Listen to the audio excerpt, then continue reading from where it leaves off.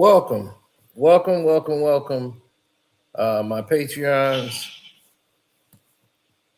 and welcome YouTube. Welcome everybody, man. This is a lot of you guys have seen the footage already, and we're gonna go over the footage together because everybody's got a perspective. They jumping out with their narratives, like, see, I told you. I'm like, I told you. All right, whatever. People have their own prejudice, their own bias. You know, they're looking at a party rather than a situation. And this is not about Democrat or Republic. This is about two kids, an incident where two families are destroyed. And now,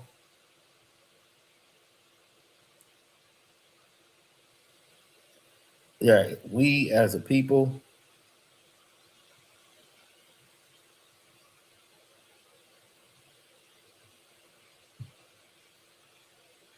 right, exactly. We have a responsibility to do what's right in these situations where other people just pretty much just go by and do whatever they feel.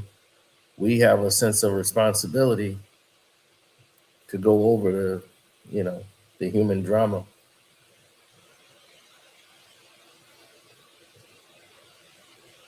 Well, it's all educational.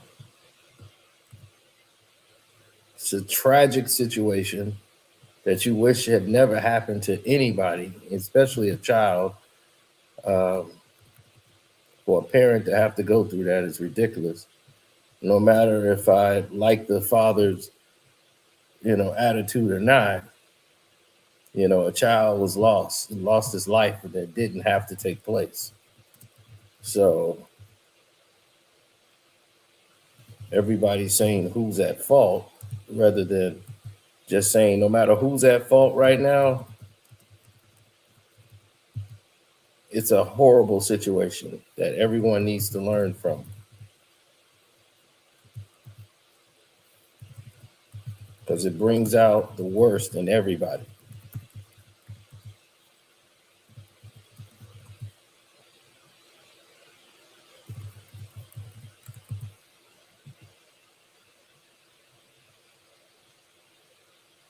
Right. People are putting their own bias to the situations.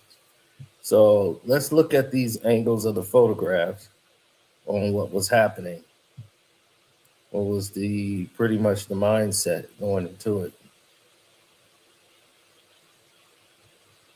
As you can see,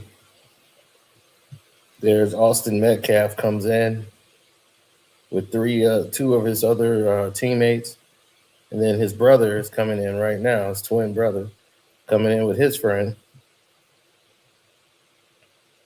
and they're all making their move right now to get to where it is that they're trying to arrive to, which is it's already raining.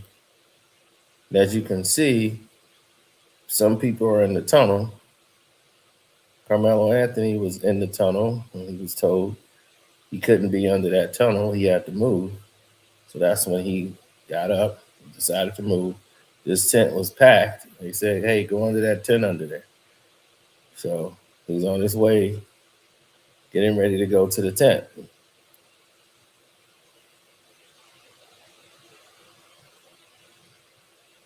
So now it cuts away to this, to where he's already under the tent. You have some other people coming up from under here, but he's already under this tent. And the altercation, he's basically, it's a lot of people under there. So you can't tell if he's surrounded or these people are there just to be out of the rain. You can't really tell from this angle. But all of this is happening under the tent right now.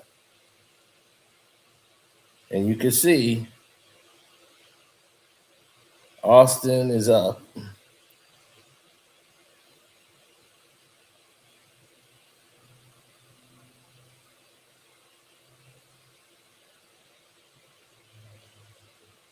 And now it's two or three guys around Carmelo. Kind of hard to see, but it's there. And they deliberately cut to this scene for a reason.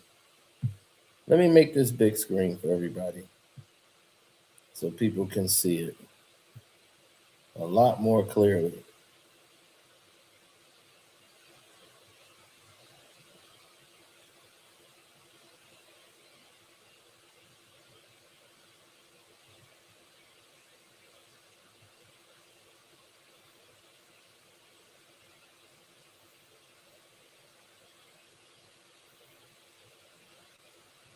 Now, yes, thank you. So now they edit it and cut to this. So now we have him already under the tent. This altercation is starting to happen now, right?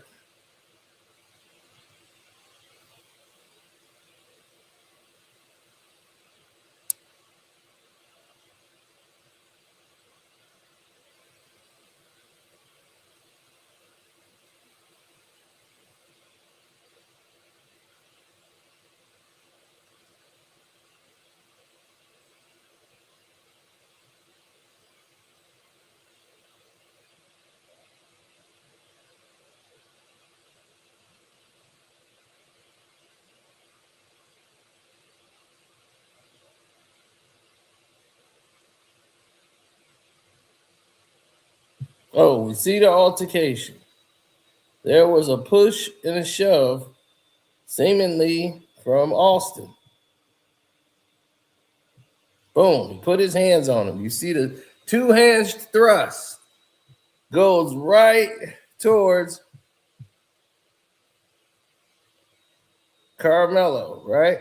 Boom, puts his hands on Karmelo. Karmelo strikes back. Boom. And he immediately runs up to get away from the crowd. So, as you can see, he was with two friends plus another two guys that came, the brother and one other guy. That's who Austin was with.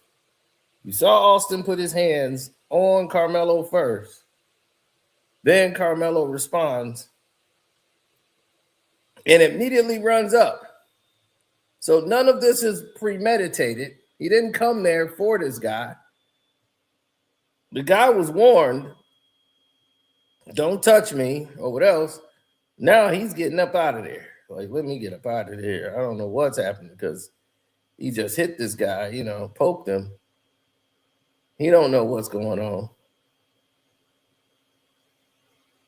He's on the run. He's on the break for it. He's like, let me get out this fence.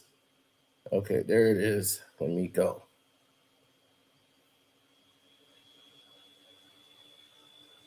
Then he just slows down.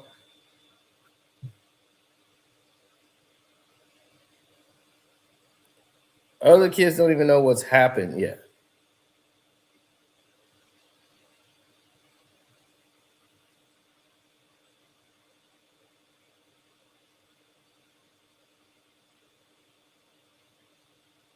So they have him here, and they're immediately walking with him.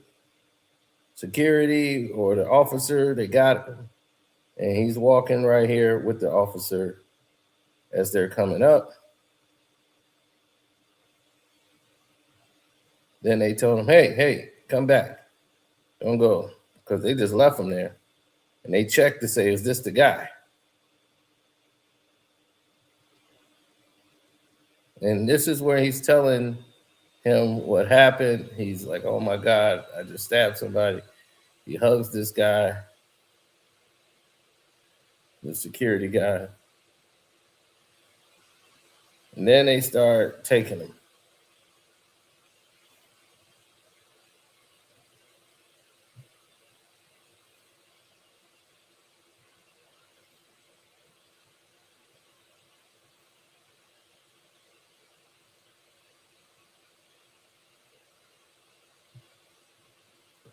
Marching him back to the car.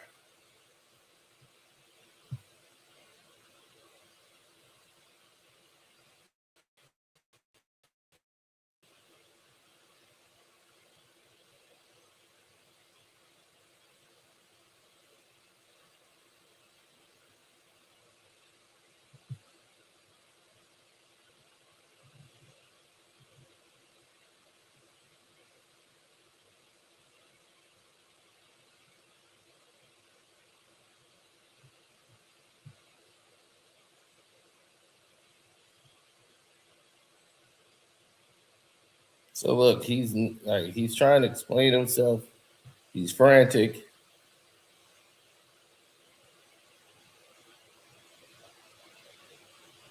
And they're holding him there. They told him just get down there and stay there. So the security has him. He's back up.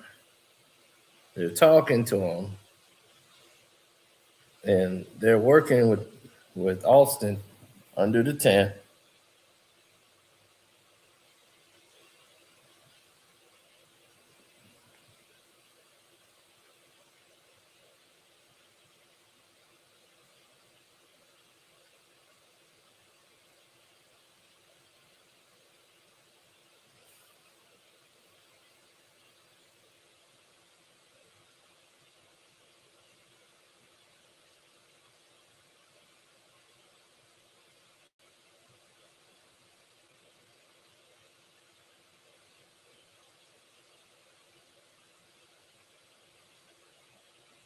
So they're still talking to him. They're waiting till the police get there right now.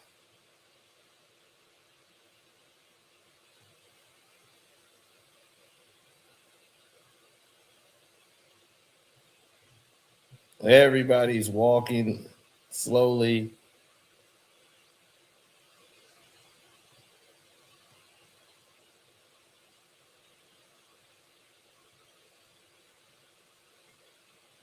Right. You got to wonder, right? Why did they release this on Juneteenth if it has nothing to do with race?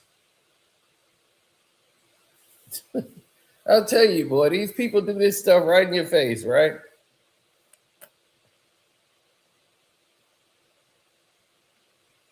So now they're walking him in that direction.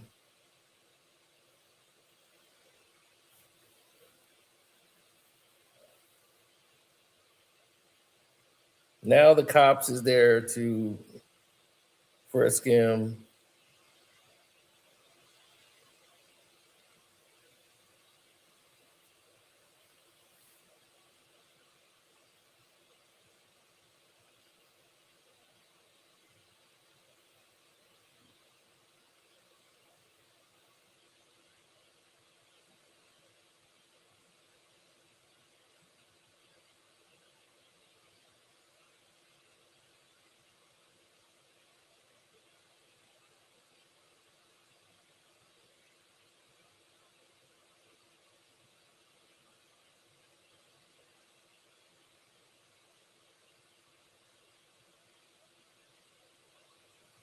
Mm-hmm.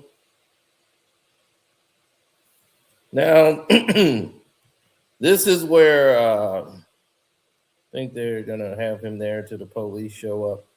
Then the police are going to take him to the squad car. They got him away from where it was frantic. Yep. And now the cops have got him.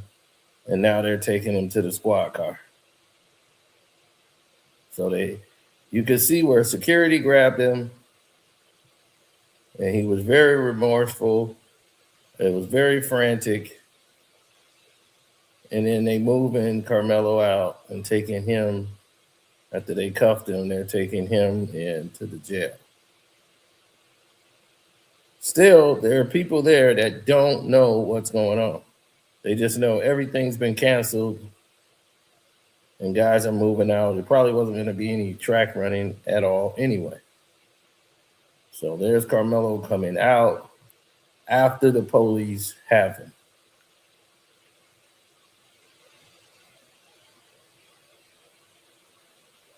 Now, if we were to go back, not to this, but if we were to go back to this incident that happens under the tent that they never show from this angle, they just cut. So the racist courthouse decide that on Juneteenth, they want to release the photo of the video that's completely edited. You never see him when he first goes under the tent. But he sits there, and now Alston and his friends are around him.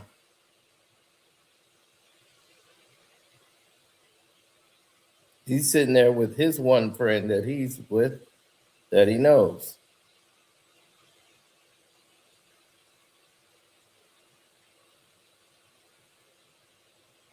And you'll see where Karmelo is going to get pushed first.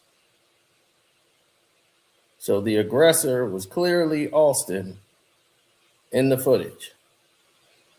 They're going to say it's grainy. Not that grainy. That you can't see the action that's happening right here under this tent.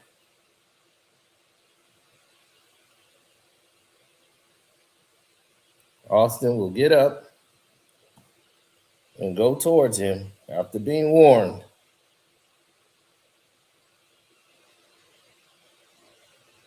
Didn't like being told what to do, so he struck.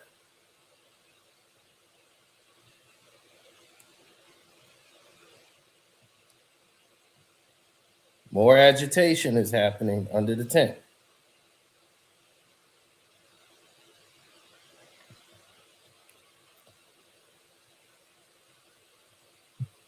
Boom, there it is. He got up, shoved Austin. Austin strikes back right there. Boom. Once he does that, everybody start to move. So for his own protection, he runs up the bleachers. Immediately shot up the bleachers. There he is. Then he went across.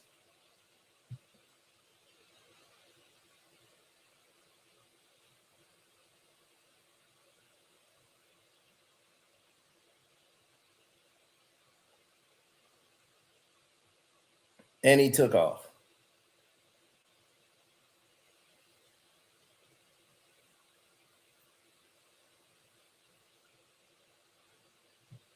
Before the security guard said, hey, slow down, running, trying to get some space for his own safety as he's frantic.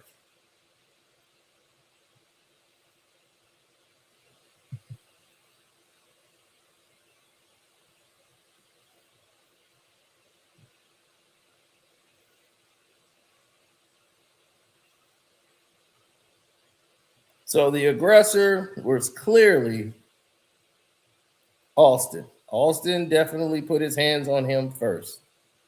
The video shows that completely.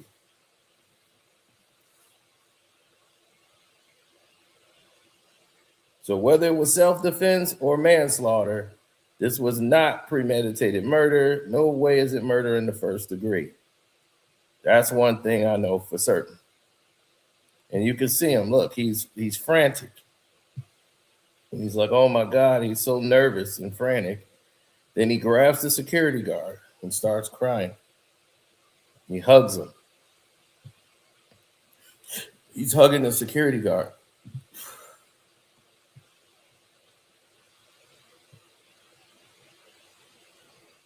Whatever happened there, he was fearful. And he feared his safety.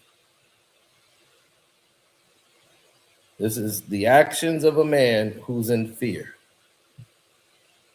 and was doing something and reacting out of fear. Now, they told him, do not take them back this way because the people who are there with, Austin are there. So they had to walk him back. Like, do not walk him back towards the scene.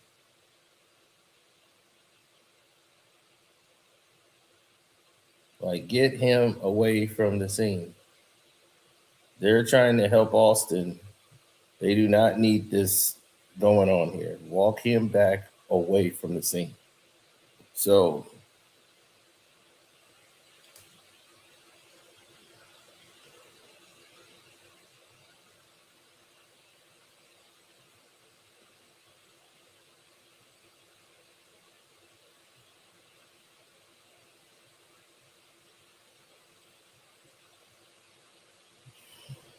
I really feel bad because, man, like I said, loss of life so unnecessarily.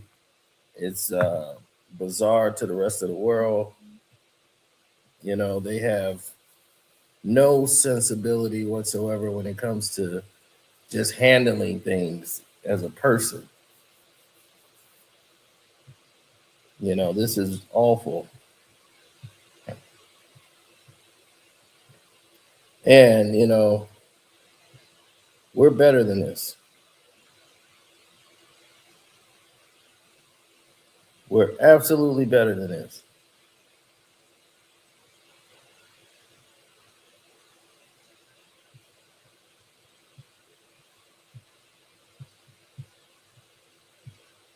Now, there is the body cam footage of when the police officers showed up.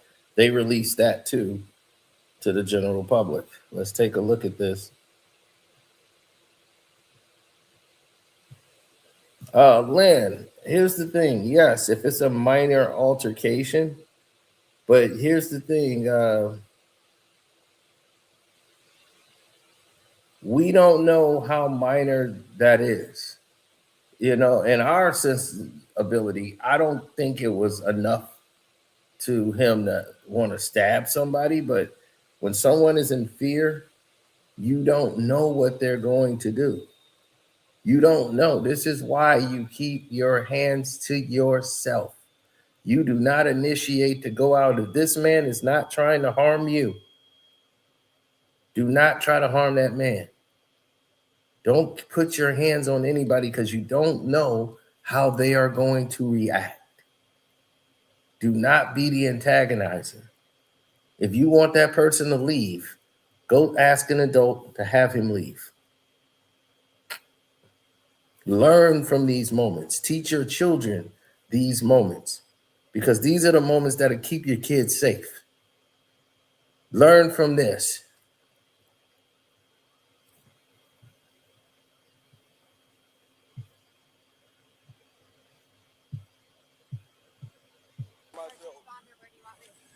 If somebody's reaching for the victim, they need to be over there. Don't reach for anything, all right, man? Stop right there for me. Dispatch 443. I got the suspects, and they're currently treating the victim. Again, he's on the north end of the stadium. All right. Any weapons on you like that? Oh, look here.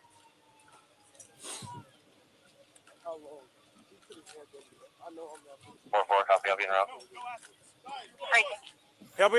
Y'all back up a little bit. Come over here for me. Come over here. 447, I'm gonna put your handcuffs for now, okay?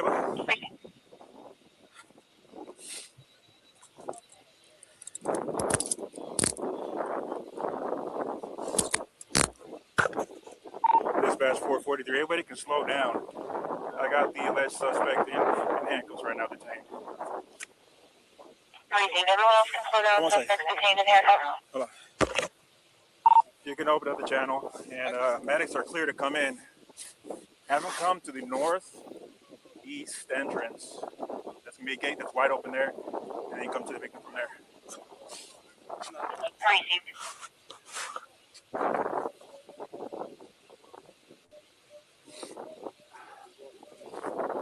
This is the alleged suspect. All right, Dispatch is 432. huh? Okay. We'll figure that out. So nothing on your person at all? Nothing? Mind if I reach in your pockets and stuff and all that? Nothing gonna stab me? Okay. I'm going to be out with this.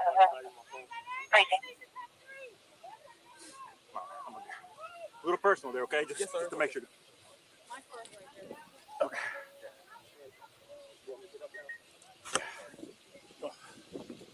All right. The victim's going to be underneath that tent over there, so I'll get medics.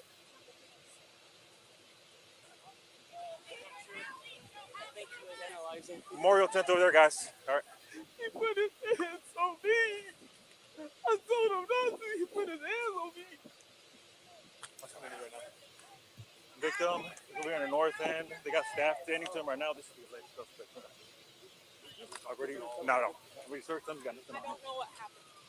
423. Checkers have a negative CPR progress for a little bit. Freezing. You know, the wrong thing. Freezing.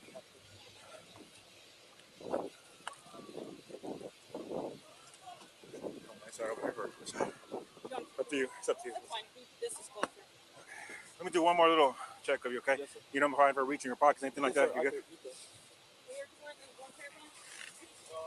I'm wearing some little under. Oh, yeah. Yeah, like no, ma'am, I don't think so. What's your name, man? Karmelo Anthony, Karmelo. Show me out. Pricing.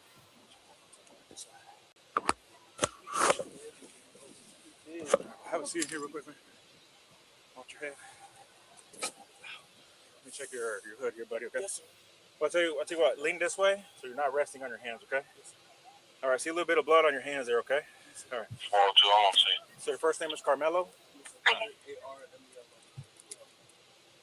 Let's see, hold on one second. I don't know yet, man. Karmelo, C-A-R-A. K-A-R. M-E-L-O. Karmelo, what's your last name? A-N-T-H. And why? Where are you in? I'm in 10th grade? You go to Emerson? Where do you go? Centennial. Okay. I'm in 12th grade. 12th grade? Okay, no Centennial. All right, sit tight for me real quick, bud, all right? Let me run this guy real quick. I haven't talked to him at all. Now, when he says that I did it, no alleged, I did it.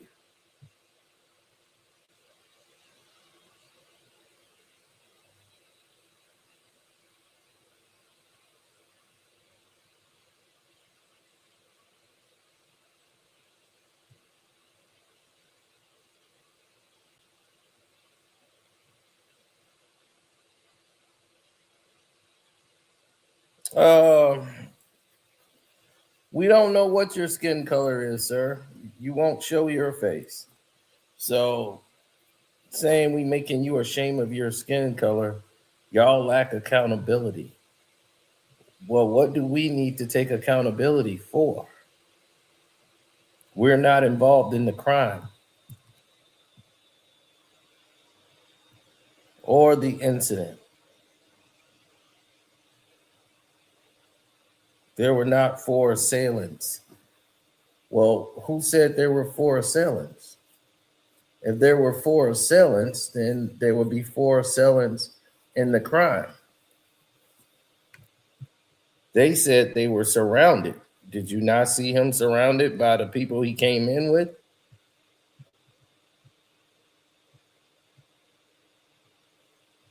I looked at it and he looked pretty surrounded to me.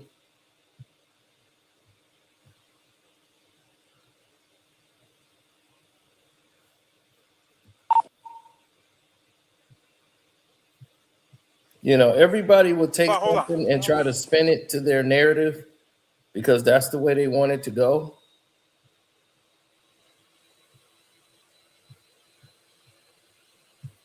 And it's sad, but that's the world we're living in right now.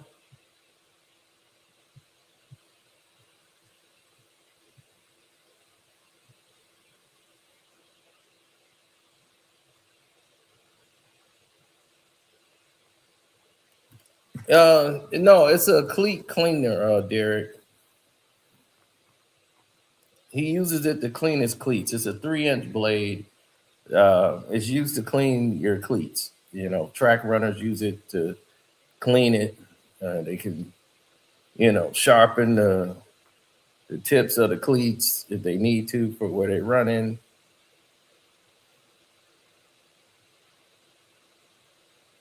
It's a cleat cleaner.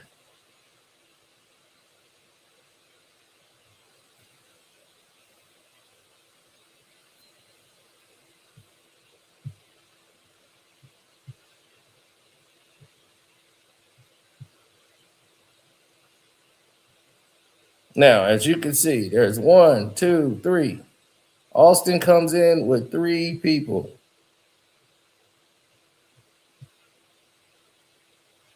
All right. There's the other 2 boys that was with him. And here comes his twin brother right behind him with his friend. So there's 5 guys.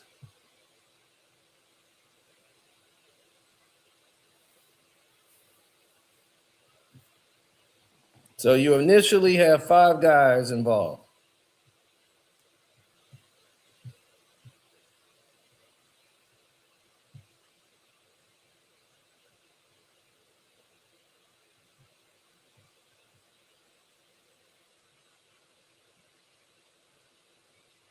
There's Karmelo by himself. He's going up there. Now, one of the guys under the tent already is a friend of Karmelo's. So he's sitting next to him. He talked to the one guy and they were talking about the weather. I'm like, man, it's been crazy weather we've been having.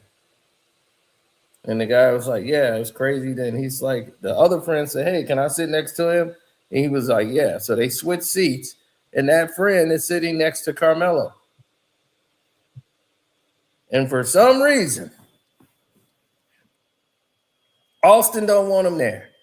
Now, they've heard all of the narratives that they have theorized and came up with and talking about they're going over team strategy and they don't want him in the huddle because they're not even dressed for any type of activity. What team strategy? They're not in there in a team huddle. There's no coaching going on there. Guys are just standing in out of the rain. It was just a chance to say, hey, I'm with my boys. Let's go ahead and try to punk this guy. And this is why all of these situations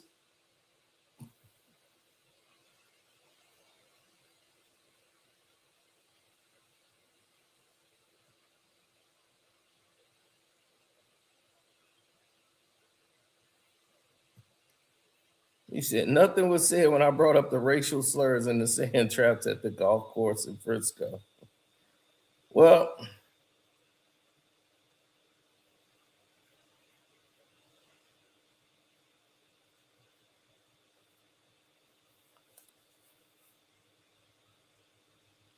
now, here's the thing.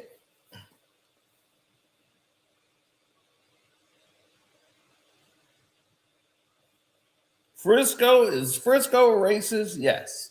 Frisco is a very conservative town. Okay, these two go to 2 different schools. His girlfriend is aware of like they went out on a double date with I believe Austin's friends before, like they all went to a movie.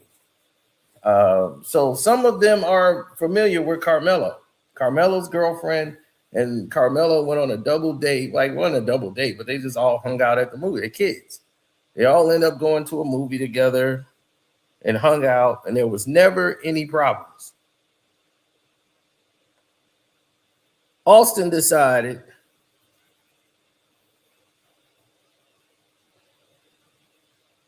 he said, somebody said you were pushing a narrative. No, there's no narrative to push. Like everybody know what Frisco is. Their court system just showed you what they were. It's a good old boy town, very conservative. Not a lot of black people are there. And if you live in Frisco and you're black, you're basically a conservative and what means. And if something happens, then you'll see how quickly that wagon turns. And the father exposed himself when he got all emotional and all his truth started coming out and he started spewing all those racial stereotypes. Now you started to see how quickly those narratives change.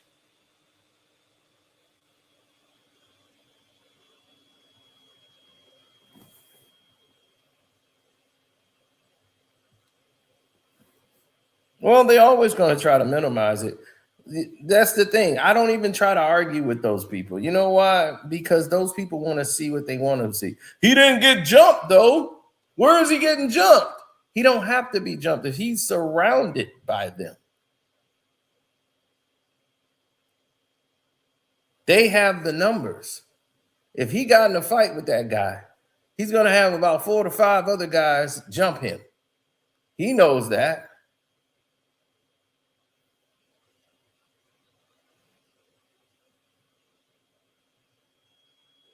So why are they trying to paint a narrative? Because they're doing anything they can. They don't care. They want to see it. They don't care what happens to the black guy. They just want to see him go to jail for life. He killed a white guy. That's all they care about.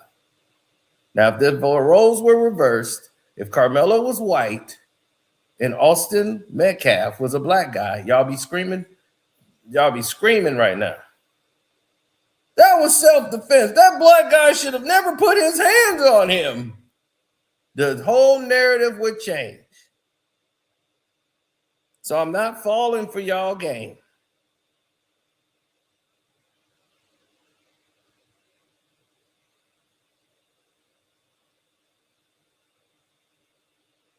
It's not about race. Okay, well then reverse the race then. Would it be the same outcome? Absolutely not. And you know it. So it's all about race. Race is playing a very big card here. Why do you think the video was released on Juneteenth weekend?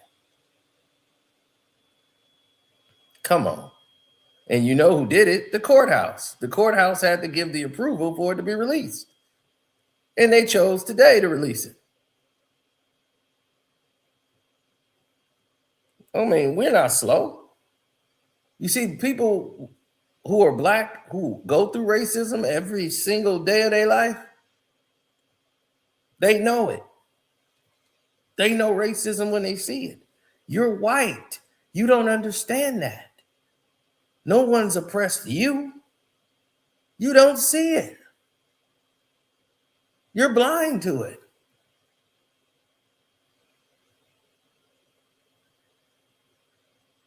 We know what this is. Y'all know what it is. Y'all sitting there thinking like, we gonna play the narrative. We know y'all racist. It's okay. We get it.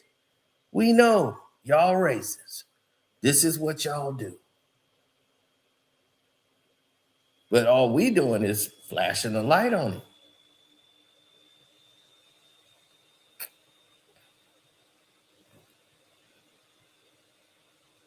You've been screaming for self-defense if the color was different. Even though the film shows Austin put his hands on him first. Now they say, well, after a little push, you weren't even there and trying to minimize the push. When you got 5 guys and you're by yourself, not knowing how many other people under that tent is with him,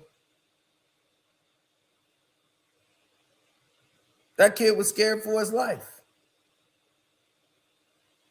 In my opinion, you had no business putting your hands on him. He wasn't bothering anybody. So how could it be first degree? He didn't come there to harm anybody. He came there to get out of the rain. And they tried to say, well, he had his hands in his book bag or his pouch thing. He could have had his, you can't, that's hearsay. You can't say he had a hand on a weapon or not. You never saw it.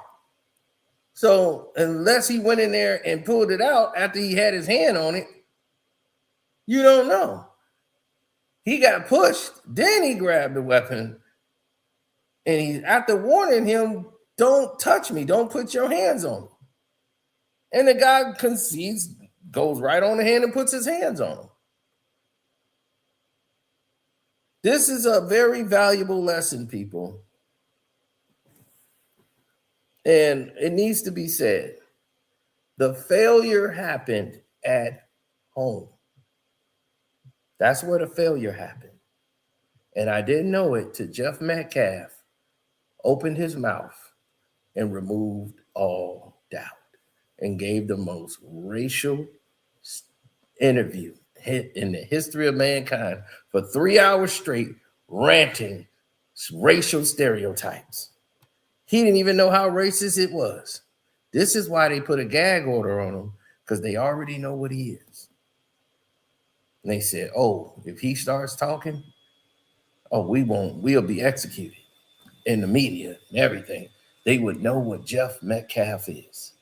So once it was over and they lift the gag order, then Jeff started going into his stereotypes. Well, you got no father at home. You got this going. Well, Karmelo got a father at home and a mother.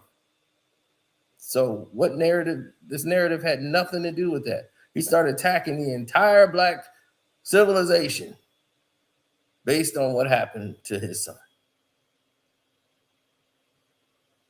And the failure has happened at home because your imperious ways, your privileged ways, right? You threatening and challenging people to come fight you and come to your house and all this stuff. You are the one who is planting that seed to every single body in that household. So your sons are going to think this way. They're going to think they're above everything.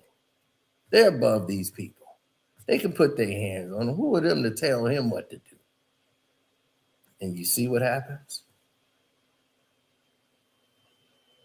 This is the fallout from your poor teachings. Instead of teaching them how to be responsible and respectful men, you teaching them the rules don't apply to you. They're beneath you.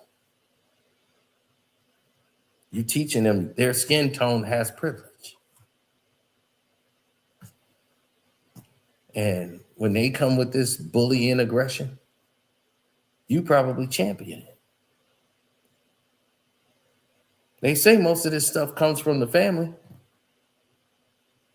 because it all does. Something in the household is going on, and they take that to school. Remember the Doyle rules? Doyle rules! Doyle rules!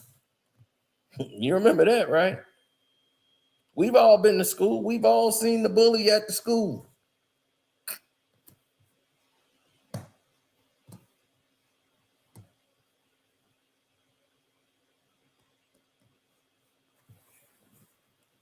They were all acting out. Once Jeff Metcalf had that meltdown on that Instagram, the first day they released that, it was none of that polished interviews he was giving. All when he got emotional, all those borders fell. And he started saying his true feelings. And then you heard it. And then everybody was trying to, well, he's just hurt. He's just saying things. They're trying to cover for him. Can't cover for that. That's who you really are, Jeff. That's the real Jeff. That's the real conservative Christian man who's saying everything against Christianity right now and what it's supposed to stand for. You're going against all of it. So you just a guy that goes to church for the image, the relationships. We get it. Typical conservative.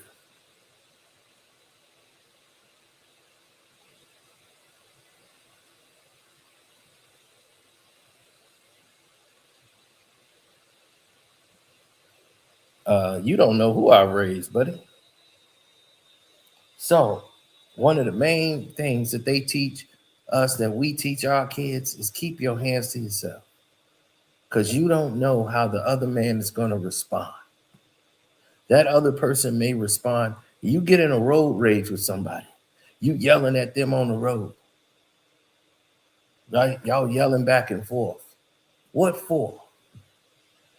We've seen a lot of players lose their lives because they jumped out the car and then somebody jump out and they got a gun and you don't. And they take your life. Road rage. Why? Had you just drove off, let the guy go, you would still be alive. And what do we say in those road rage incidents? Man, just stay in your car, man. It's not worth it. It's not worth it. These people are crazy out here these days. You never know what the other person's going to do or how they're going to react. Don't be the aggressor. Don't antagonize. Lady yelled and cursed me out. I just say, go ahead, lady. I'm not going to wrestle with these people. Let them go. You following people home, getting on their bumper, for what? All they're going to lead to is something bad. Live to see another day. Live to see another day. That's the name of the game. Live to see another day. Try again another day.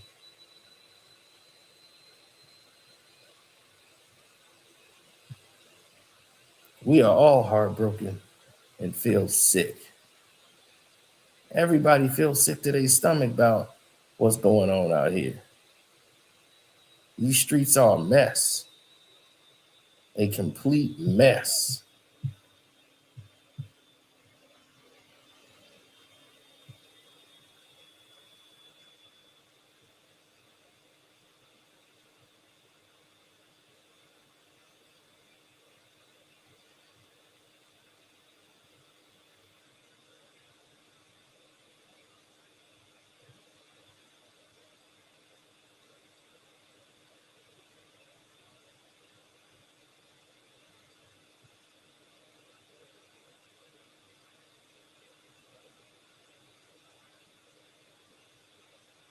Well, right now it's a little different.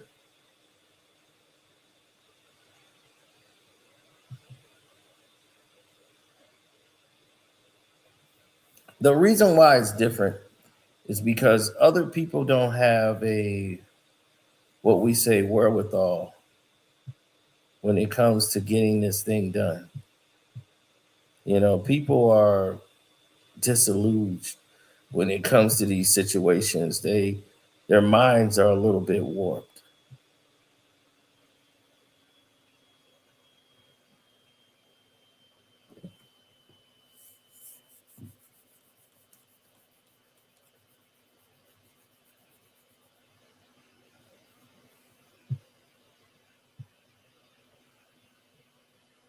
Absolutely.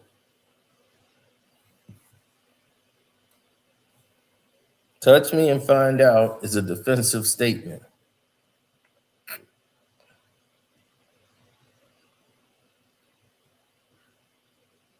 Self-defense or manslaughter.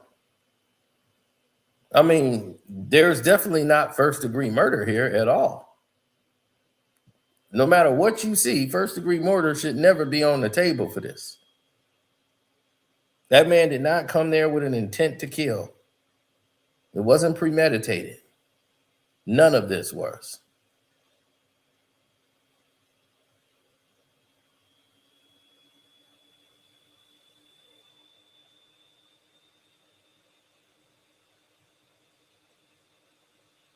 This was manslaughter or self-defense.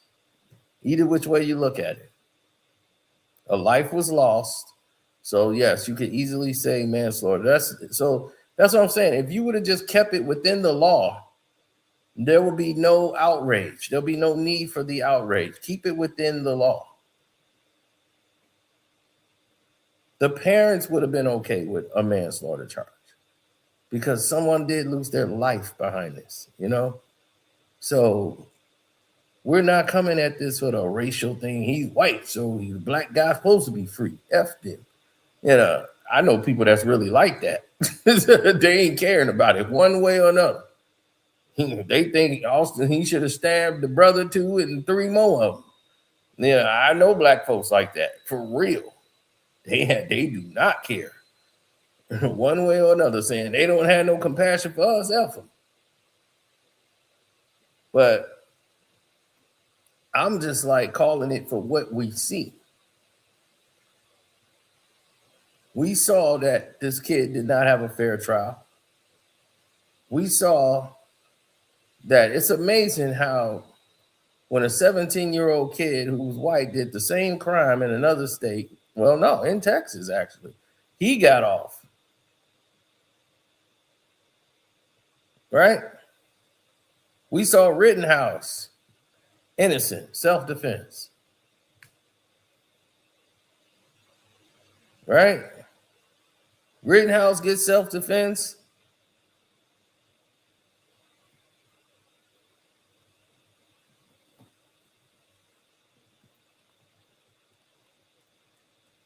And then the guy that killed Trayvon Martin, who stalked him, followed him, the whole thing over a pack of Skittles.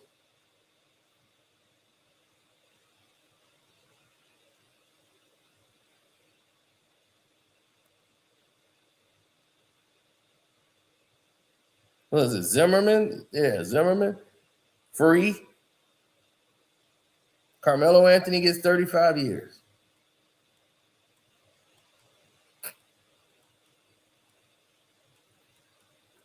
Let that sink in. And then you try to convince black folks this have nothing to do with race.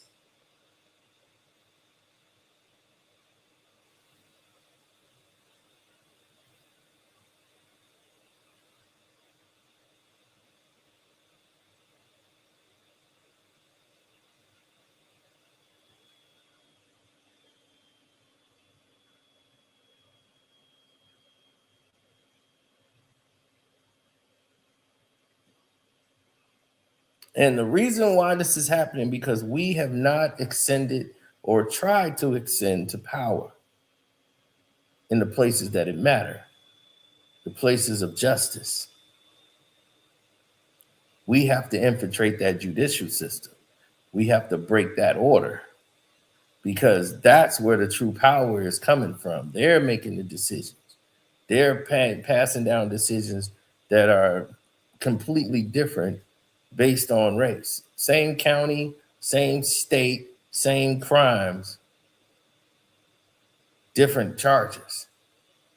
If that's the case, we need to have a clear ironclad, this is a year sentence for each crime if we're going to do that, instead of going there and making it up on the fly.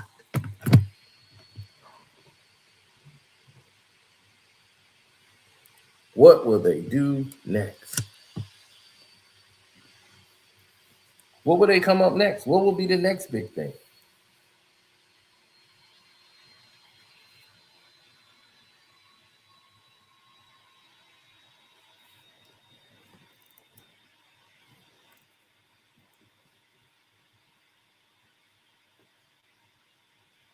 White people will never talk about how the justice system is flawed.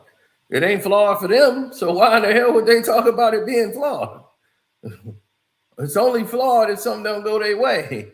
The O.J. Simpson trial. This is bullshit!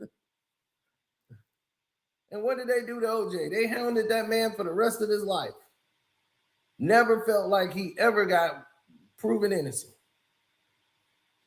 A serial killer was living on the same block as Nicole Brown Simpson. They didn't even want to include that into the evidence. He was working on her house. This man is known as the Cinderella Killer. He kills blondes.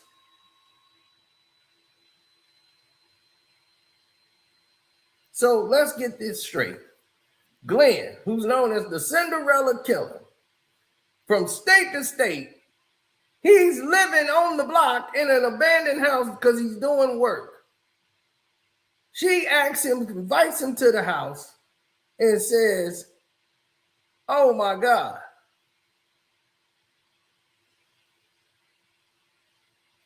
can you work in my house?" Some thought she might even been sleeping with him. And he hated rich blondes. That's who he wanted to take out all the time. That's why they called him the Cinderella Killer. Going from state to state. They got proof and evidence knowing that this man was working on her house, the Cinderella Killer, who was just down this block. They still want OJ.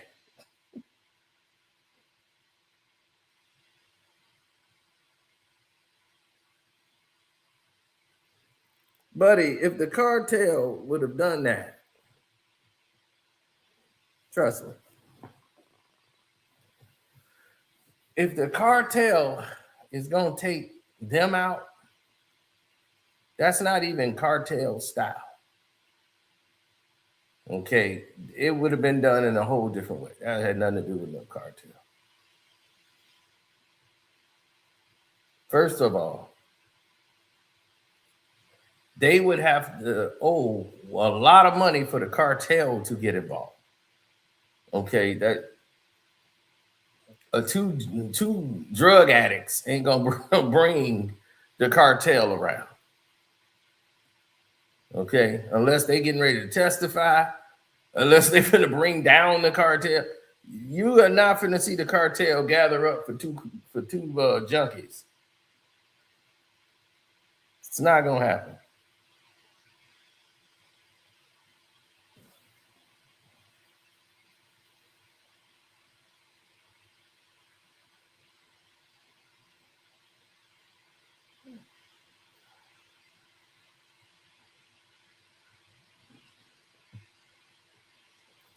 My thing is, when you go to these towns, you have to understand, you have to basically know that this isn't your town. The town I live in now, I'm not protected.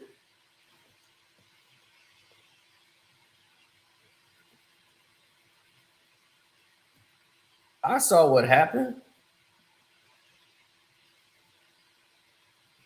I know what went down. But a lot of them know me and know I'm not a problem. They feel like I'm safe, not knowing the immense amount of danger any of them are in if things go left.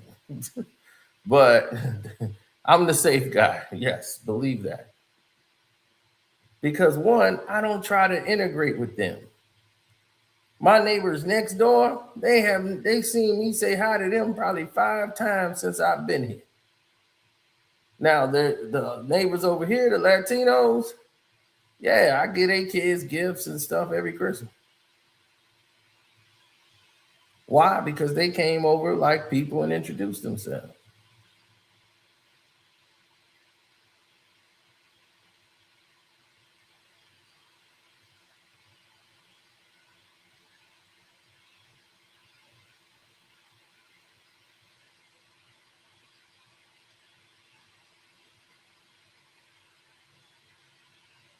They used to give me like come to the town hall meeting, but I guess they realized now he keep blowing it off.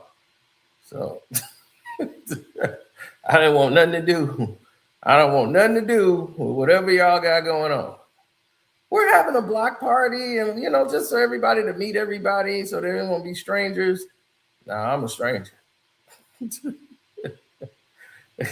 I'm a stranger. Just keep me as a stranger.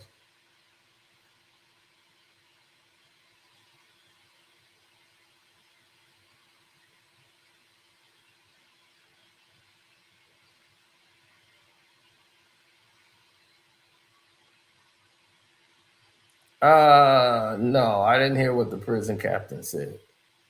I'm trying to not.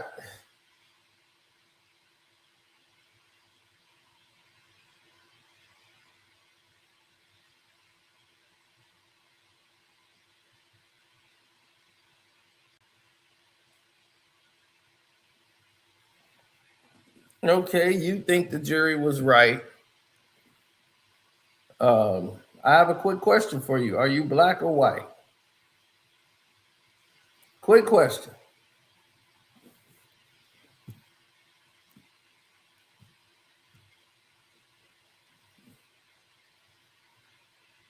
I heard your point. I'm just asking a question. Are you black or are you white?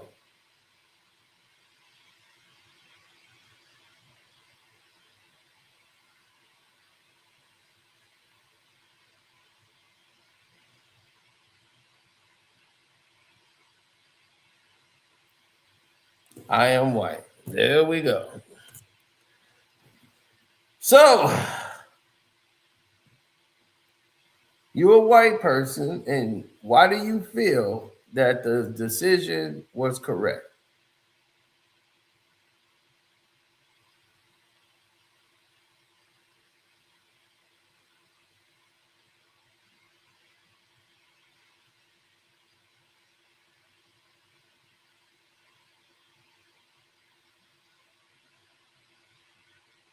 It wasn't an all-white jury. There was one half white, half Latino, one half Indian also that was on there. No black people, though, no brothers. They disqualified all the black people.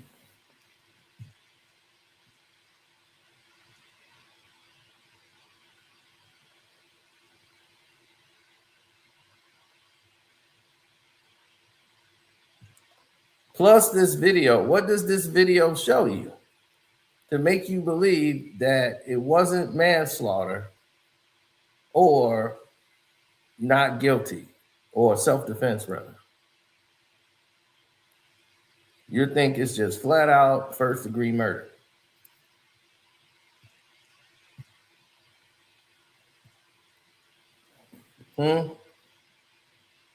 What about This video shows you that.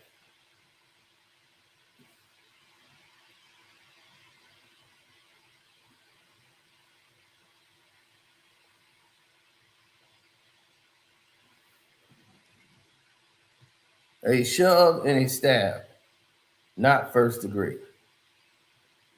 Okay, I could agree with that. If you want to say a manslaughter charge, fine.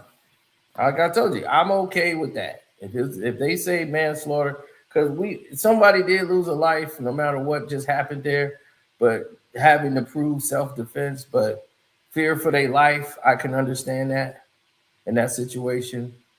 See, white people don't understand it until like they're the only white person in a room under a tent with a bunch of brothers. Yeah, I think you'll understand that feeling when you're in a room full of brothers that that ain't your friends and they surrounding you. They ain't jumped you. They surrounding you. And now one of them push you and you stab one of them and you jump up and run and you go, well, they jumped me. How many times we've heard that? Right? I bet you understand what the fear is then, don't you? Well, it was it was like 5 black guys. I mean, he had a right to be scared. Right? You see, all these narratives seem y'all try to take race and color out of it. But it all comes down to race and color.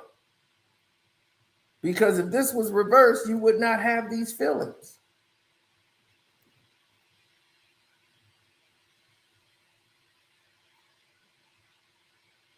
None of this qualifies. He should get the appeal. He should probably get self-defense or manslaughter and do the trial the way it's supposed to be done. See, this is where white folks mess up. They feel they're above the law and everything they do, they could just do it anyway. They could just do it and go whatever and just do what they want to do. And there's no repercussions for any of it.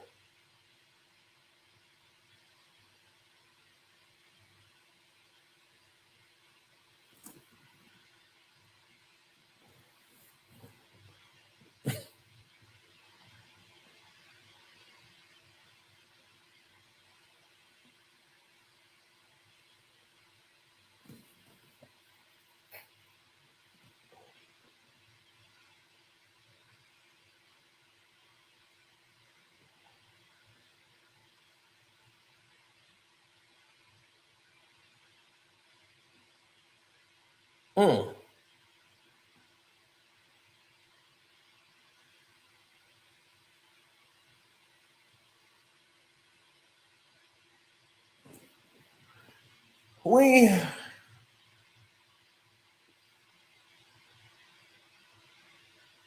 We've seen this a lot, man. And it's pitiful. It's really pitiful. We just don't understand why they keep running with these narratives. They don't protect, it only harms. You're not doing what's right by everyone else involved. You're only making it worse.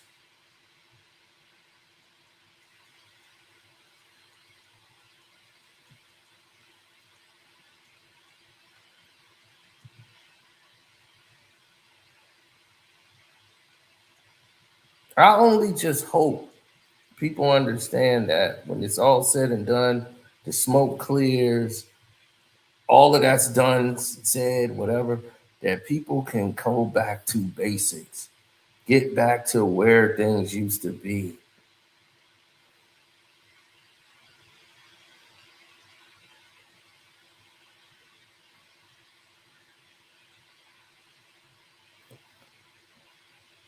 It's been so much damage done, it's hard to go back to where it all began. All people have been doing is lying, protecting the narrative.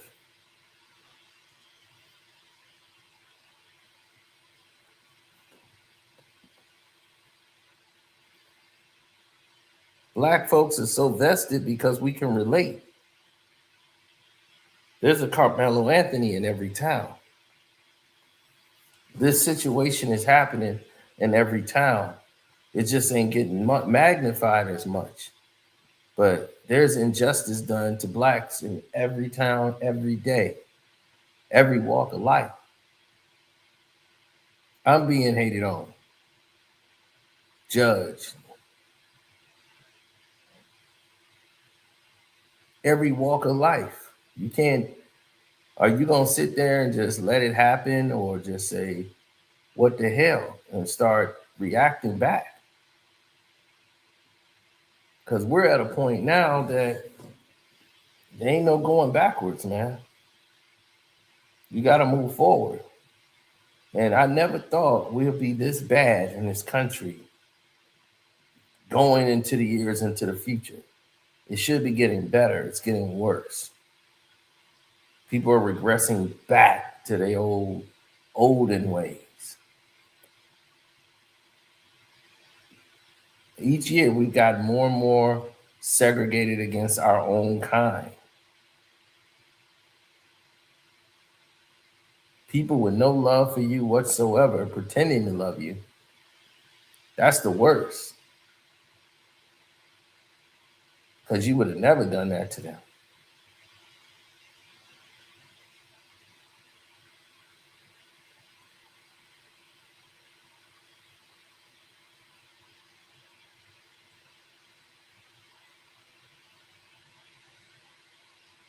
Mm.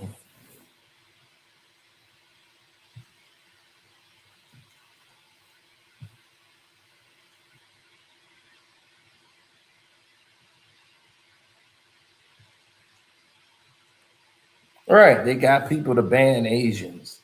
Like I told you, that was dumb.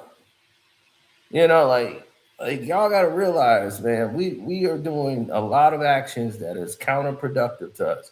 Tearing up our neighborhoods. Let's go ride and loot. It's like, what? Who's putting the battery in your back? Where does this make sense? This is all constructed. And it led to nothing but you, the poor, being disenfranchised. A lot of them stores didn't rebuild. You still got the ashes from everything getting destroyed. And who gonna buy it up? Now that land that was gone, you didn't tore down black owners. And they sold their business. And who gonna buy it up? Some Indian American. Now he got stores in your neighborhood. And y'all giving him all your commerce.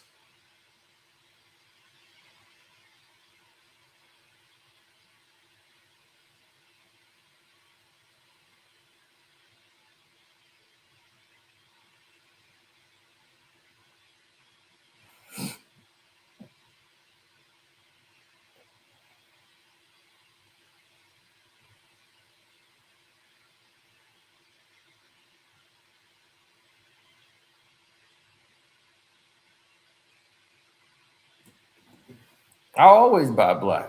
I go find somebody black. I buy black online, have it delivered. I support black businesses. That's why I told y'all, go to the Patreon, support black business.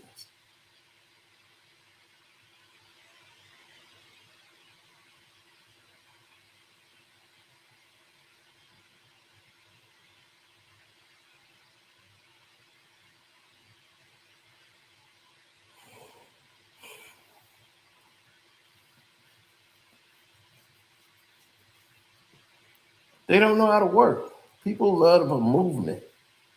Like I said, Juneteenth, it's a good thing to know. They was like, man, you ain't celebrating Juneteenth? No. Well, if you know anything about Juneteenth, it's good to know. It's good to know about Juneteenth. But to celebrate it, start partying, woohoo, Juneteenth. I'm like, you really don't even know anything about Juneteenth, do you? Because if you did, there's no reason to be jumping up and down.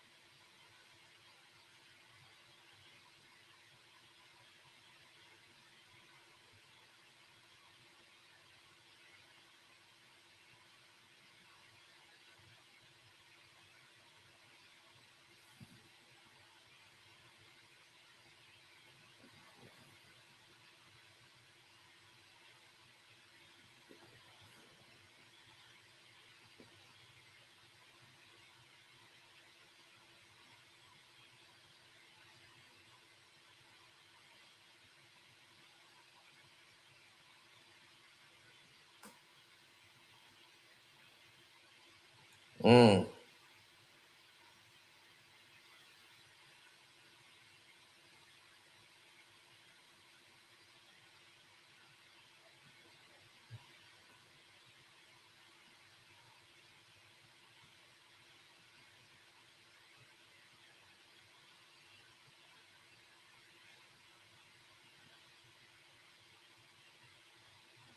Yeah, well,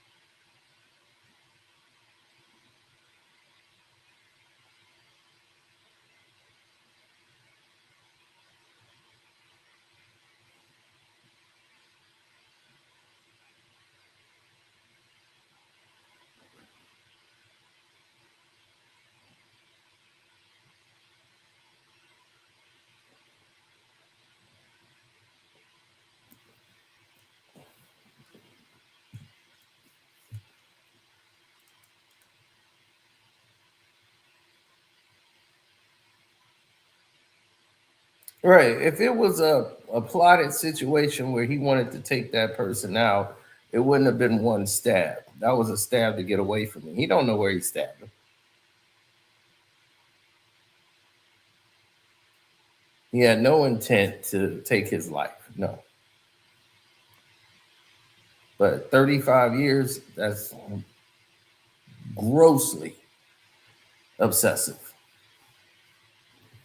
So yes, I think he should get a retrial, and they should go from there.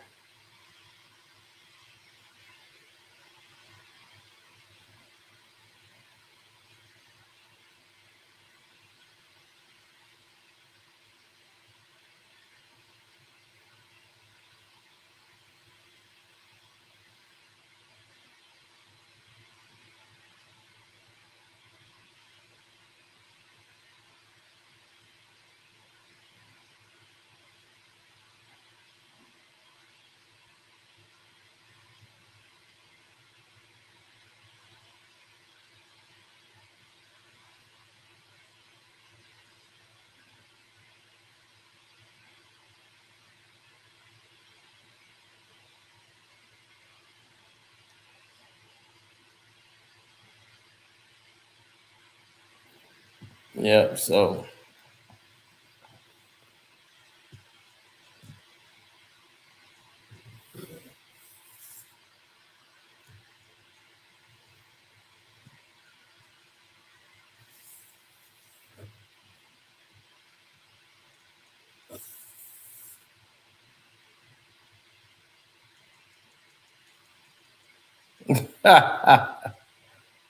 yeah, before drill, he said before drill, rap music was bringing different races together. But as usual, the generic politicians in office always come up with some racist BS to have us going after each other. That's true. Racism is taught, it is passed down through culture. You ever see kids play? They don't say, ugh, get away from me, black guy. Kids play with each other and they play with other kids. They don't know anything about the ignorance that we feed and teach the world. It's what we start to push onto our children that they carry into the world. Now they have the stereotypical bias that you have promoted and pushed.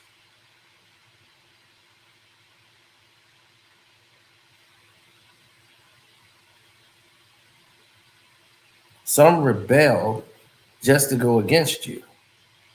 You see that mostly with daughters. Daughters is like, oh, my family, they don't like black guys. So I'm going to sleep with the biggest black guy that's out there. Now, how do you like me now, Dad? You know, and they go through their rebellious stage and use you to get back at their parents for something that they're angry and rebelling against.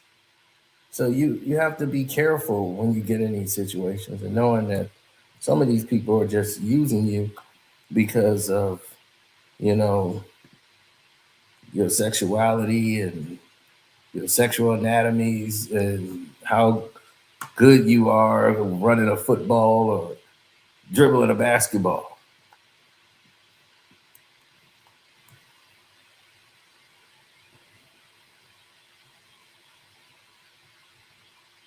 And they trap these guys and they get them caught in these situations.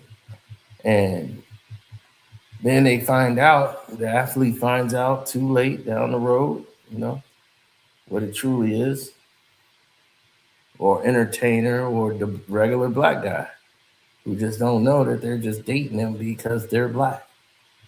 They're dating them because they care or they love them. It's just something taboo to them.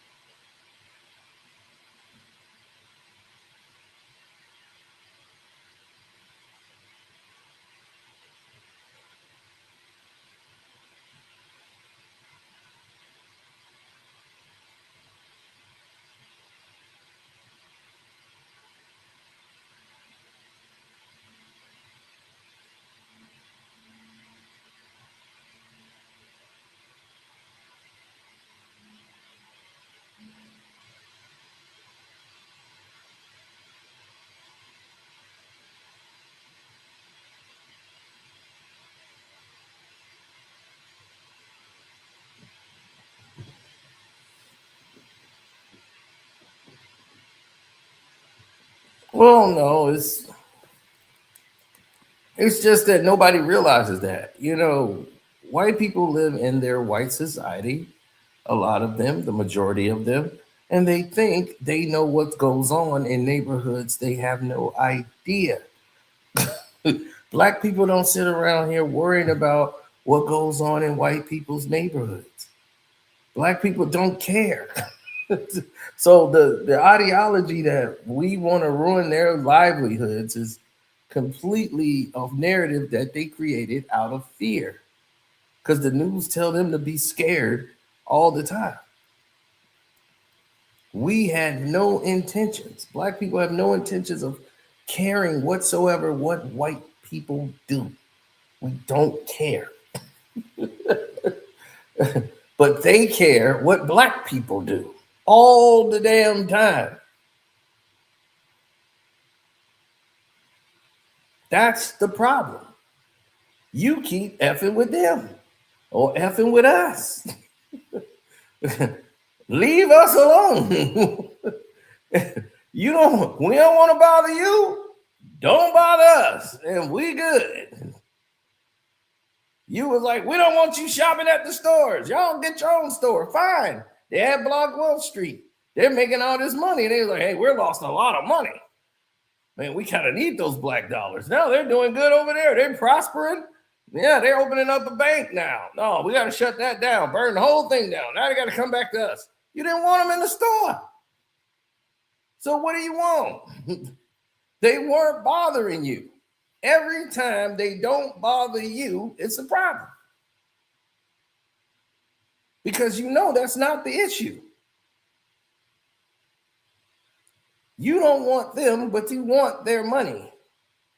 You want them to be working and making money so that you can make money off of them.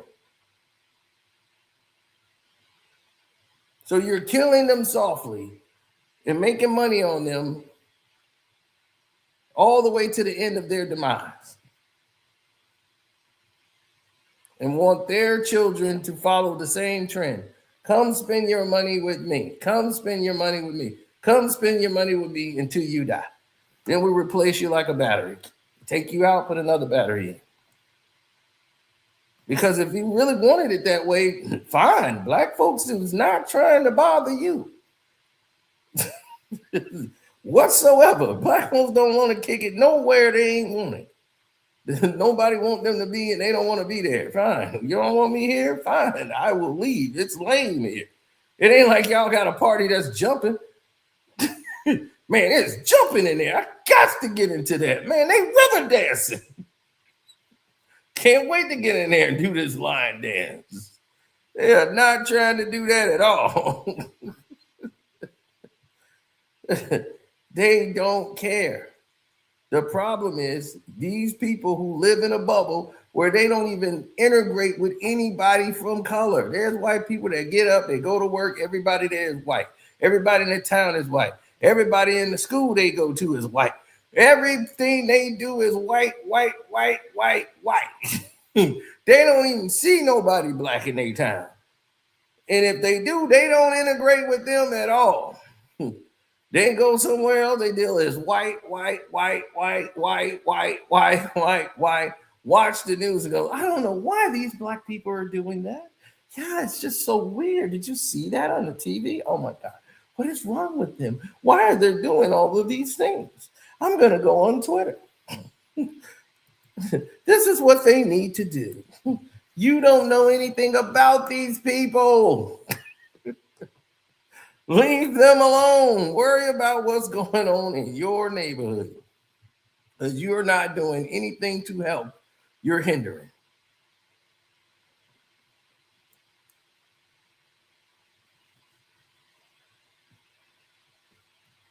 It's a lot of them. Fox News fits their agenda. Fox can come out and completely lie to you, which they do every day, and they just buy it at face value because that's their narrative. I don't know why don't they just get a job. Be like, oh great, let me just go out and get a job. That's perfect. Why didn't I think of that? See, I did it. I worked up to general manager. Be like, who hired you to be the general manager? President of the company, right? Yes. What color was he? What does that matter? He was white. And how did you get the job? Did you go and work and fill out an application to get the job and they just hired you straight in? Well, no, my uncle Thomas, he's a district manager, and he told me that I could come in, and he called one of the guys and told him to hire me. Oh, okay. That's how it happened. Okay. So did you get hired at regular pay? Well, at first I did, and I was like, I'm gonna quit because this isn't enough money. So he called and told them that, and they increased my salary. So you were making more than the people that had been there for 3-4 years, just starting out. Oh yeah.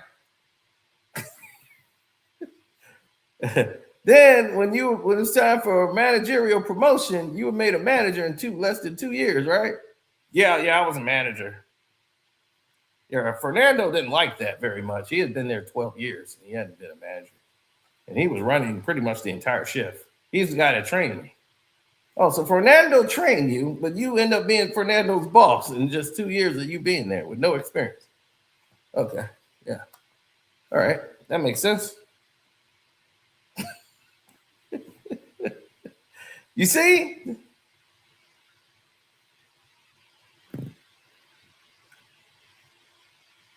You see?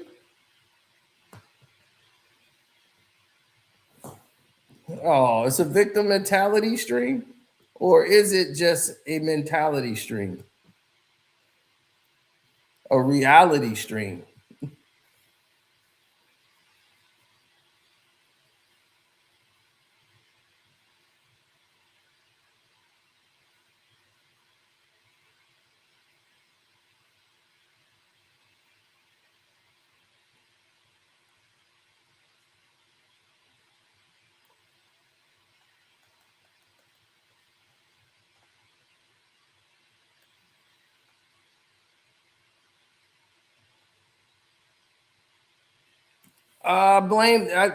Look, we teach our children to be respectful and everything else, but you just hope they heed, the lessons you teach them in the house, that they take it outside.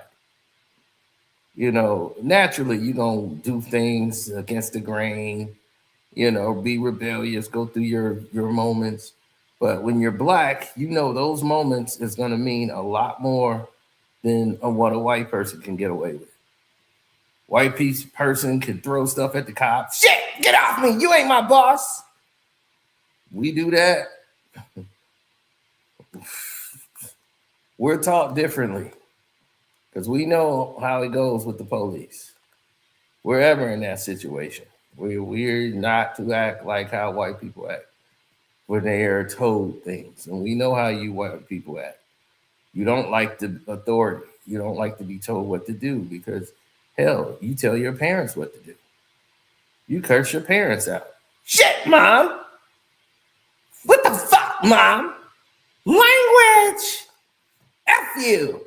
I'll be like, so if you don't curse your mother and parents out, if you gonna curse them out, what in the world, what is the police gonna do? You gonna be cursing at them? You know what my dad is? What? He's a manager at AutoZone. He makes more than you. Is that right? That's right. I'm gonna have you fired. I'm gonna have your badge. So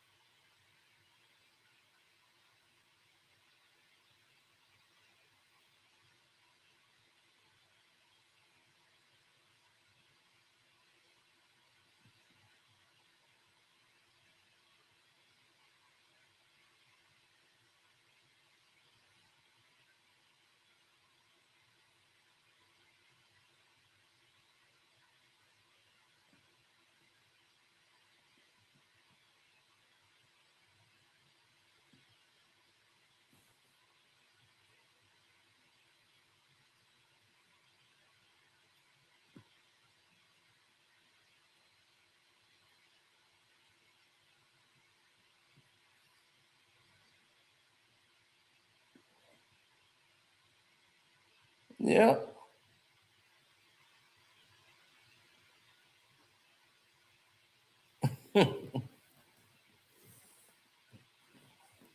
Well, why were they always jealous of everybody? Why are they so envious?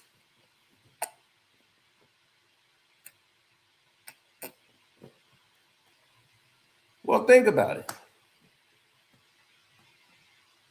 We don't age like them. Our genetics are completely meant to be in the sun. We don't get skin cancers and things of that nature. Um, our athletic ability, because of our genetics, we can pretty much run like gazelles. We could jump as high as the moon, damn near. And a lot of us, are pretty much different, from the anatomies and everything else. So, of course, they're envious. They're women. They look at the women, the bodies that black women have. They're like goddesses.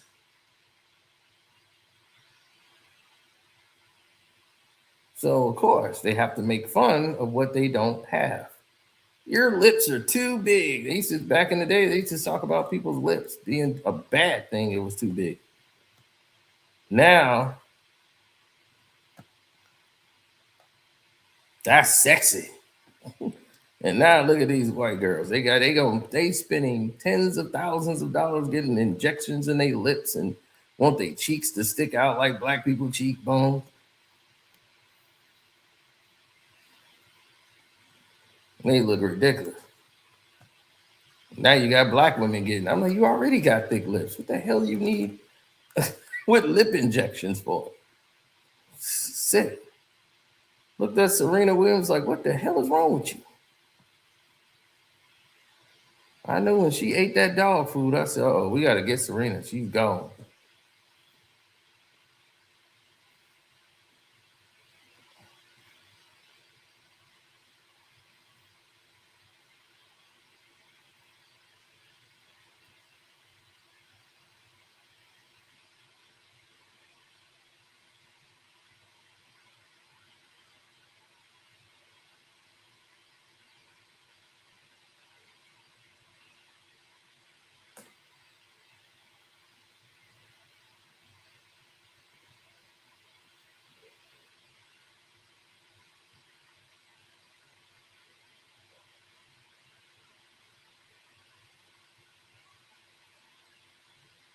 Well, we'll see how it ends out, or where it ends up.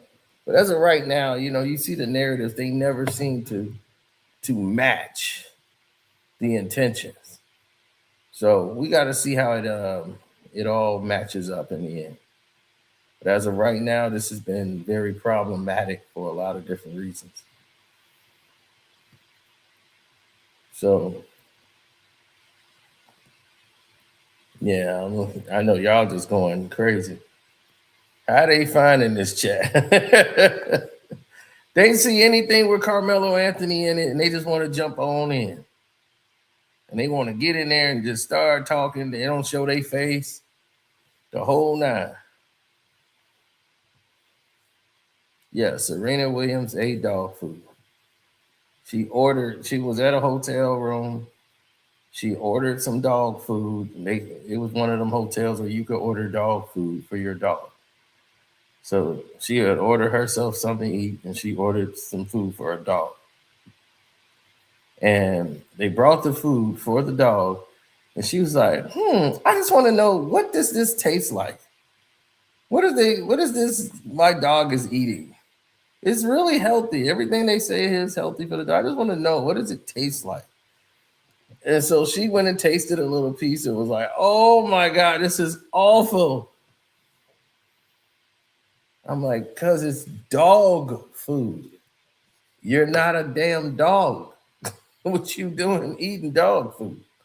I was like, boy, we got to get her. She gone. She in the damn sunken place. Somebody then put the damn spoon in the damn cup. And her ass then sunk.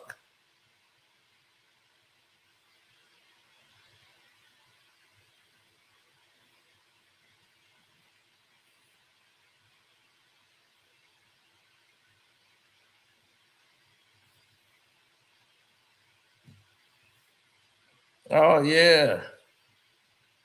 Yep, that's my most popular video. I got like 25 million views on that video. And people don't even know about it.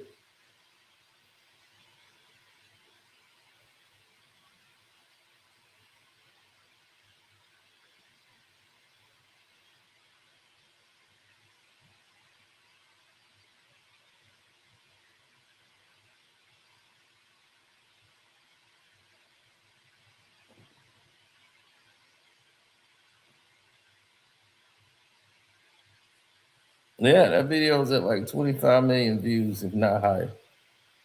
I'm still eating off that video.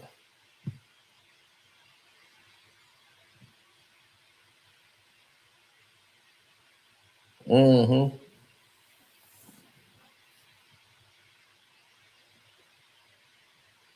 No, it could be a video of Austin beating him down and he's stabbing him. They still gonna blame Carmelo Anthony, dog. Stop. That's why I don't argue. I already know what this is.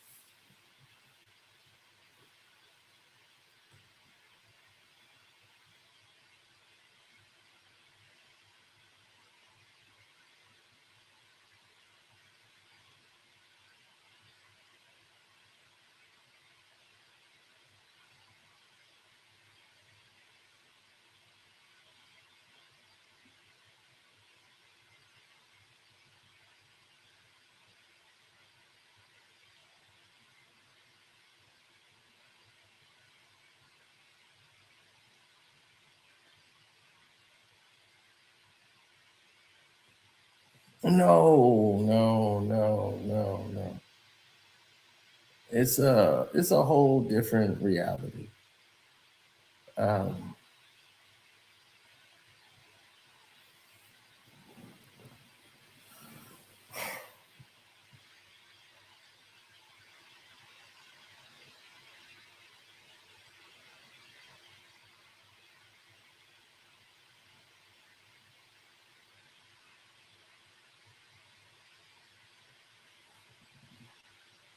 No, I feel pretty good about it. It's just that when you're on the scene, um,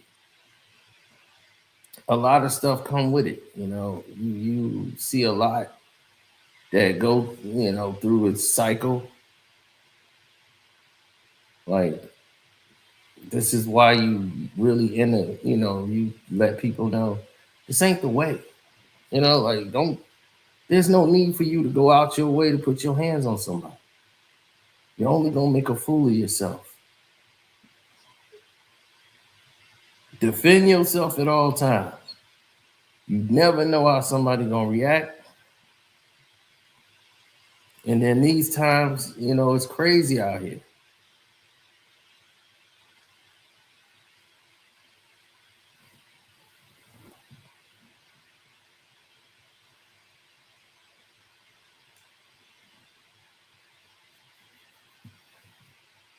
Yeah, man, I'm ready to kick it to the next level. You know what I'm saying? So when you start thinking best intentions, right?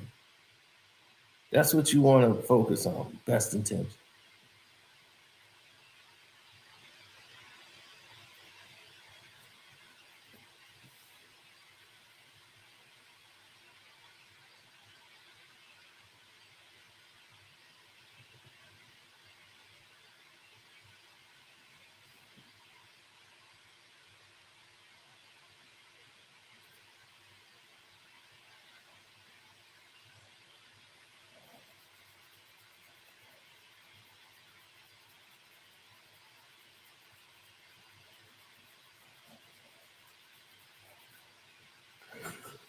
Oh man.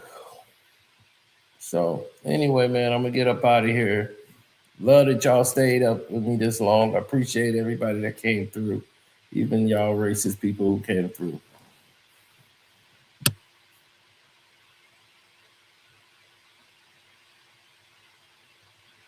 He took a knife to go sit under the team's tent.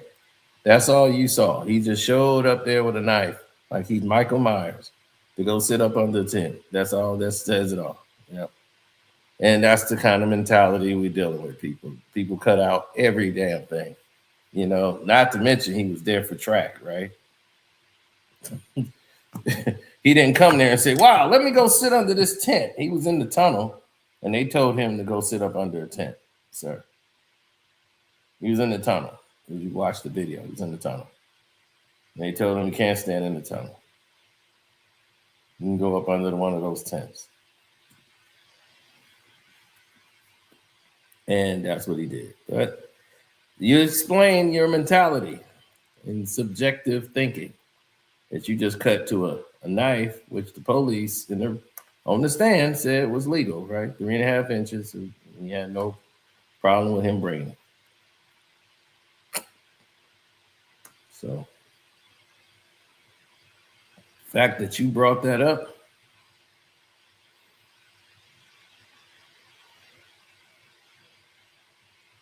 shows an agenda. Wrong. Not illegal to have that. He could bring that on the track. How police said, not illegal. It was 3.5 inches. It was legal to have. They used those weapons, what you call a knife, 3.5 inch blade. They use it. Tracks, people use it for their cleats. They normally have a cleat cleaner, which is a sharp blade for their cleats. He is a track athlete, sir. This is not in a school, even though it's on kind of school grounds because it's in the playground. He didn't do anything illegal by having the knife. So your narrative is eliminated.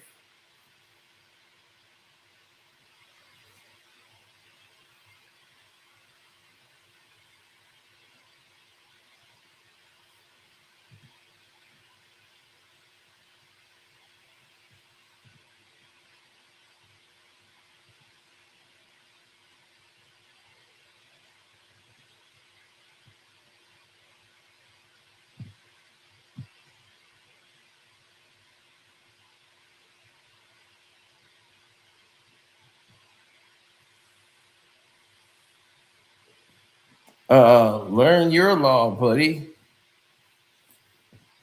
It wasn't illegal for him to have the knife, or he would have been charged for having an illegal weapon on school property. He wasn't charged for that, was he?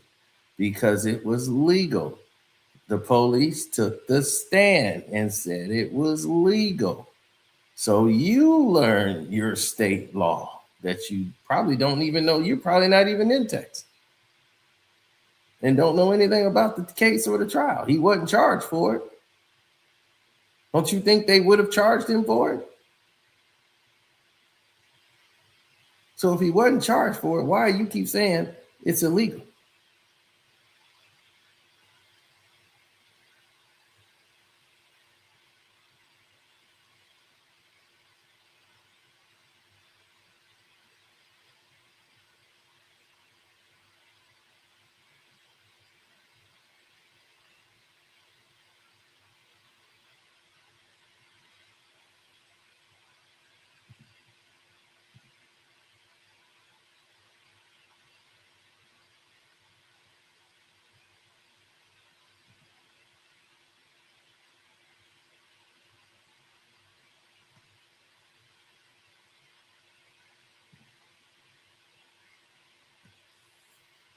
Yes, I know people that run track. They got any type of antenna. They had all kind of little long objects that would. They one dude had a screwdriver that he used to use to clean his cleats. So yes, I know all about a cleat cleaner, sir. Most black folks didn't have a cleat cleaner in the cleat store. They just grab a screwdriver, grab something they can go in there and get all the mud and dirt out of their cleats, sharpen their cleats up, keep them ready where they can go and run track, sir. You've seen it plenty of times.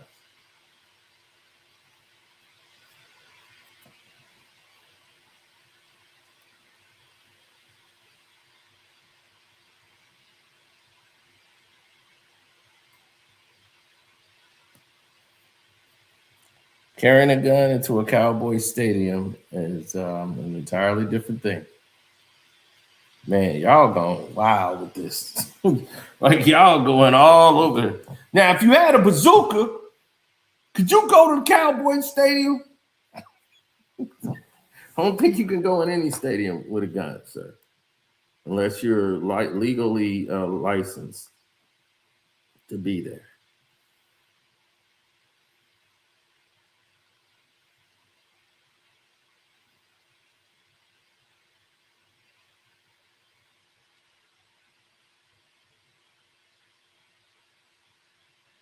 That's why they brought up the fact that the blade was 3.5 inches. If it was anything over 5 inches, then it would have been illegal.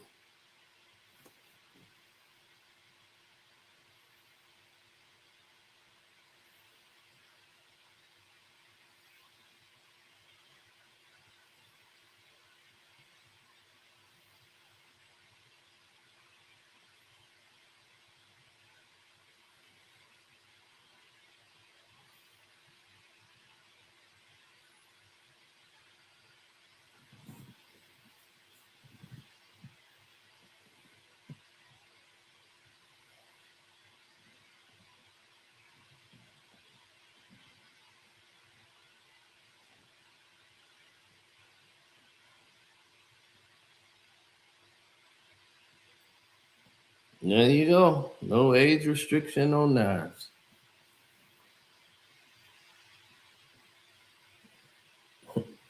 It's weird to me that they would believe Texas, of all states, would have a age restriction on knives. Texas. Really? Do you know in Texas was one of the last states that black people could even go and bank? Black people could bank all around the world, but Texas. Texas would not allow black people to come into the banks. They couldn't even go into certain banks.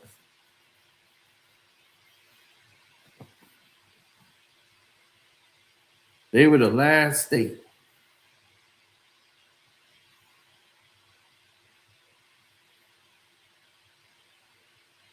It was so bad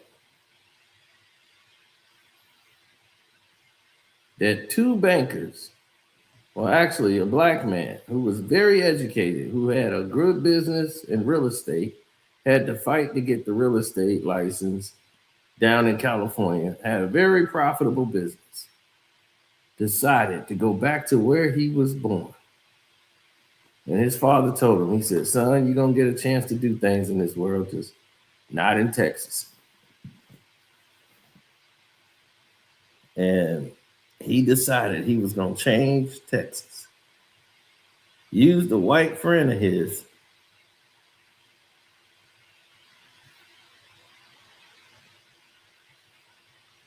to open up some banks in Texas while they were really running the banks, and they just used a white friend to go walk through the door.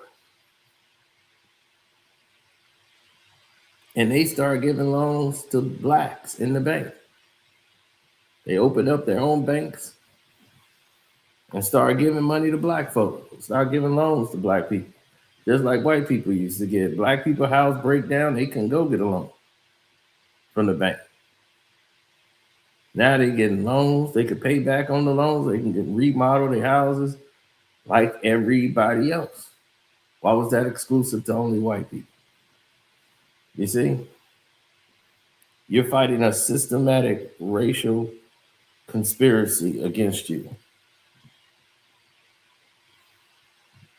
He said the movie The Banker was based off that. That is correct. So when somebody in Frisco, Texas, and black folks talk about racism, and they was like, all y'all run the race. You goddamn right we do. Because we would know more about race than you.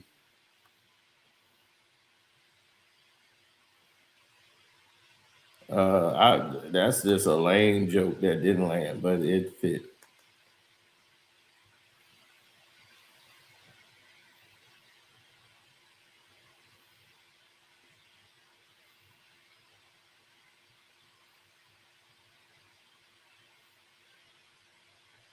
Because they gotta have a scapegoat for why they not doing shit.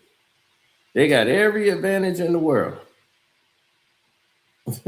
Everything is systematically not in a way, but yet they can't move the needle. They can't do shit. Everything is handed to them, and they still fucking complain because they're not where they're supposed to be. Because they don't do shit. They don't know shit. They basically got passed through school, dumb as hell, don't know shit, and just get everything handed to them because their uncle gonna give them a job and they're gonna put them on the construction site and all this stuff. So yeah, that's it. They don't know nothing. That's why they do all of the labor jobs, and then they get the black folks to do it, and they become the manager. So they can just sit on their ass and then work black folks to death. Now the Mexicans are the new black folk. We're gonna work them to death, but then we want them all out the country. How you gonna do that, champ? It's really stupid.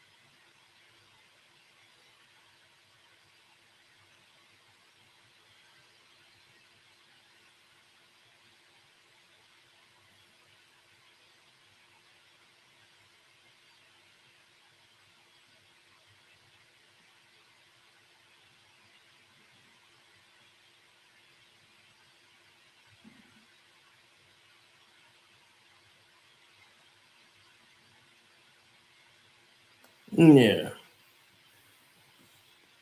I know. Well, we done went through this over, front, and back. All right. It's been entertaining me reading these comments, man. But y'all have a good night.